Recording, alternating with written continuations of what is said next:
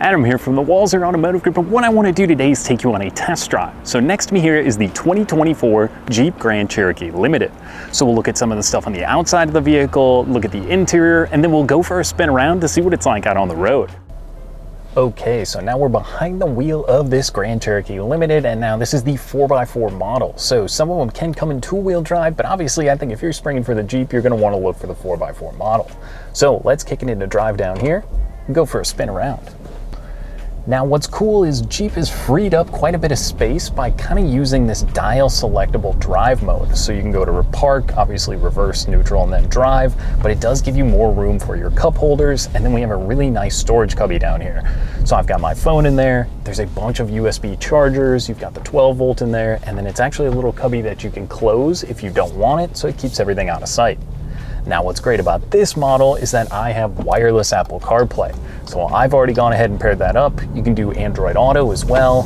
Google Maps, Spotify, all that good stuff is going to be built right into here, and it makes it super convenient and easy to use when you're on the go. Now, if you're not using Apple CarPlay, the Uconnect system is one of the best out, I think, right now. Just the standard navigation will be built into the system. It's got my music on there. You can control your heated seats for the driver and the passenger. As well, this Limited does get the heated steering wheel.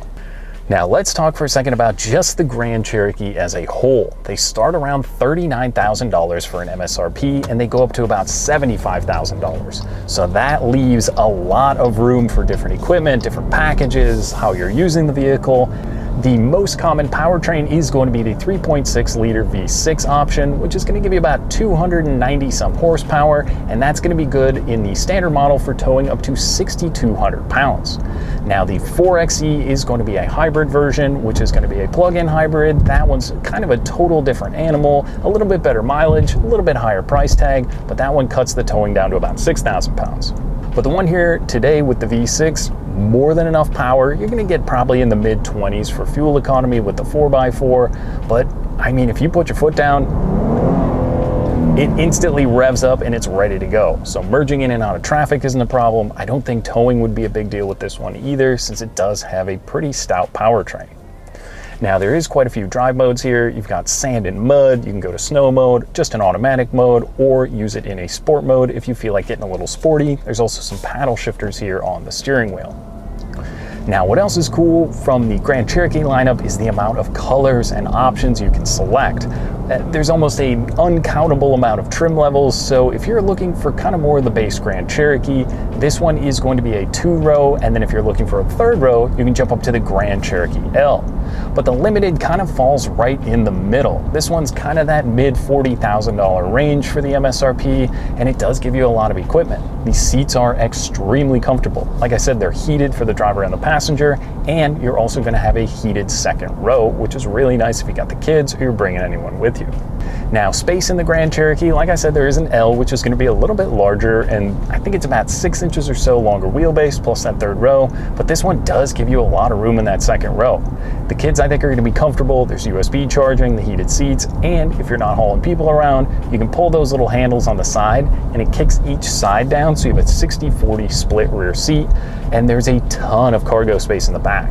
Even with that power liftgate open, I was surprised just how much room you actually do get. You could easily put 4 sets of golf clubs back there and bring 4 people out to the course, and everyone would be comfortable. Now in this particular one, this obviously is the tan interior. There's a few different options for that depending on if you're looking at the Overland or whichever trim level you might look at, but I like the white with the tan. It looks really nice. There's still black trim in here. On the dash, you've kind of got that leather accent on there with sort of a darker, kind of an open pore wood, I would say. It does look really nice in here. And if you move up the trim level, it just keeps getting nicer and nicer. But I think this is a good price point that does provide a lot of great equipment. I think the powertrain is great. I mean, overall the ride and drive is very comfortable. There's a reason you see a ton of these on the road, because it's a very competitive market in kind of that mid-size SUV, but these can kind of do it all. It's comfortable, the equipment in here is great, the technology is really good, and there's a host of safety that comes in the Limited. Obviously, if you and your family are in the vehicle, things like blind spot monitoring. This one does have the backup camera, but you can also add the Lux package, which would give you a 360 view surround camera, which is really cool. I mean, it really depends on your budget or what you're looking for, but the Limited does offer a lot of good stuff at this price point when comparing it with other vehicles.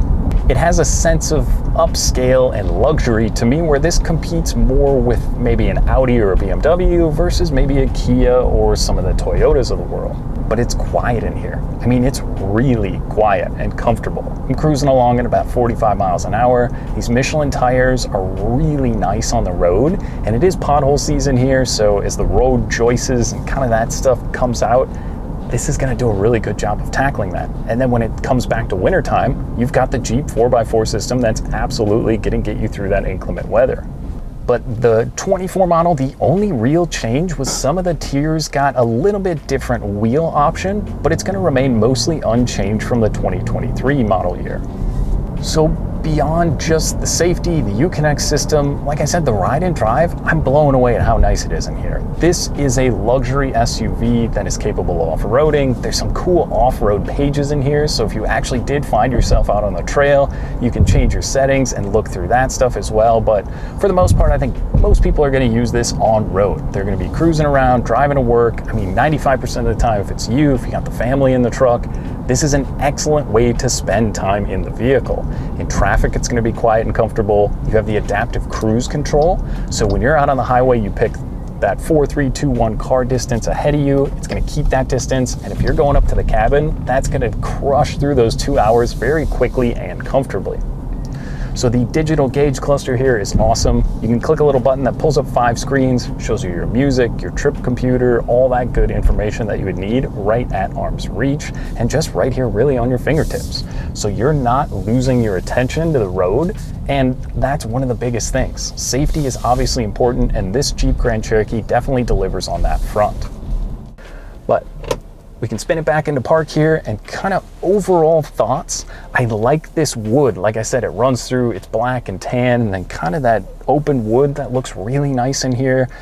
There's a lot of good equipment. It's a luxury SUV that delivers on a lot of fronts that keeps a lower price tag than maybe some of the German SUV rivals. So if you've been driving an Audi or BMW, or you're thinking about getting into a Grand Cherokee, I think the Limited is a good place to start because there's such a wide range of trim levels, even within just the Limited to look at, that if you're in the market for one of these, you gotta get out, take one for a spin, and see what you think. So that was just a quick look and drive in the new 24 Grand Cherokee. Now, if you have any other questions or you'd like to schedule a test drive for yourself, you can visit us online at walser.com or stop by anytime. We'd be happy to help you out. Thanks for watching.